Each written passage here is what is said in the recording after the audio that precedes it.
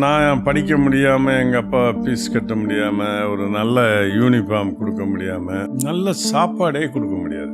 மன வருத்தமாக அதை கடந்த நாட்கள், அந்த ஒருவேளை சாப்பாடு, பசியில் கெட்டுப்போன சாப்பாடெல்லாம் சாப்பிட்ட நாட்கள், அதெல்லாம் கண்ணுக்கு வரும். அடிக்கடி வரும்போது அதெல்லாம் நம்ம ஏதாவது செய்யணும். நாங்கள் 3 இடத்துல 3 வேளை யார் வேணாலும் சாப்பிட்டுக்கலான்னு ஒரு 3 லொக்கேஷன் பண்ணியிருக்கோம். இப்போ அனிமல்ஸ் கூட அதுக்கு பசின்னு யார்ட்டையும் கேட்க முடியாது. அது மாதிரி வசதி படைத்தவர்களோ வசதி இல்லாதவர்களோ அவங்க கேட்கலாம், எனக்கு பசிக்குதுன்னு. பட் எல்லா ஜீவனுக்களுக்கும் தேவையானது கிடைக்கணும்னு தான் காலையில் எழுந்திரிச்சோடனே என்னுடைய ப்ரேயரில் வைப்பேன். எல்லா ஜீவனுக்கும் எல்லாம் மரத்து கூட தண்ணி கிடைக்கணும், பறவைக்கு பழம் வைக்கணும். நான் கூட வீட்டில் நிறைய ஃப்ரூட் செடிங்க வச்சுருக்கேன். நான் திங்கிறதுக்காக வைச்சது இல்லை. அந்த அனிமல்ஸ் என்னெல்லாம் விரும்பி, பறவைகள்லாம் விரும்பி சாப்பிடும், அவங்க சாப்பிட்ணும், அவங்களுக்கு தண்ணி வைக்கணும்.